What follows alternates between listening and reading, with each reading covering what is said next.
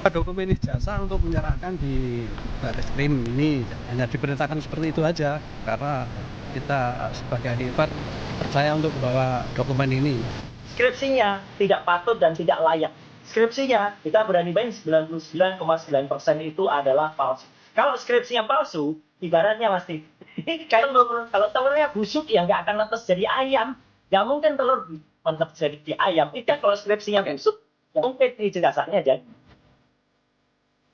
Jokowi berhasil 10 tahun, orang suka tidak suka, masalah ijazah dipersoalkan.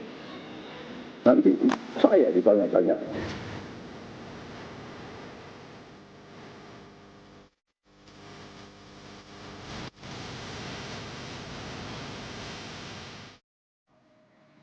Bareskrim Polri mengkonfirmasi 30 saksi telah diperiksa yang terdiri dari teman kuliah, teman SMA, dan para pelapor untuk keperluan klarifikasi.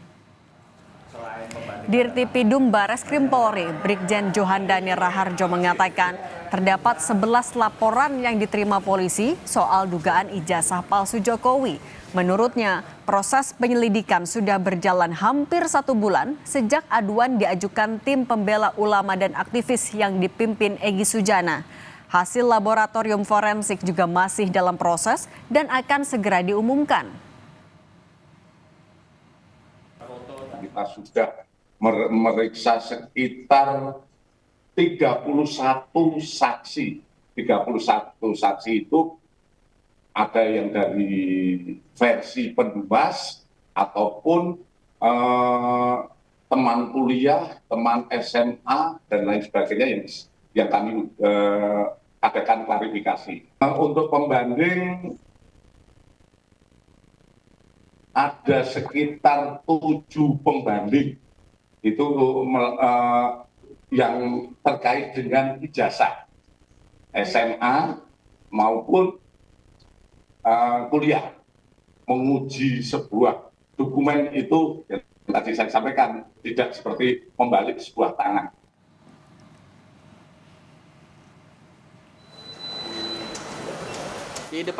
Adik ipar Presiden ke-7 Joko Widodo, Wahyudi Andrianto, tiba-tiba mendatangi Bareskrim Polri untuk menyerahkan ijazah asli sang kakak ipar kepada penyidik.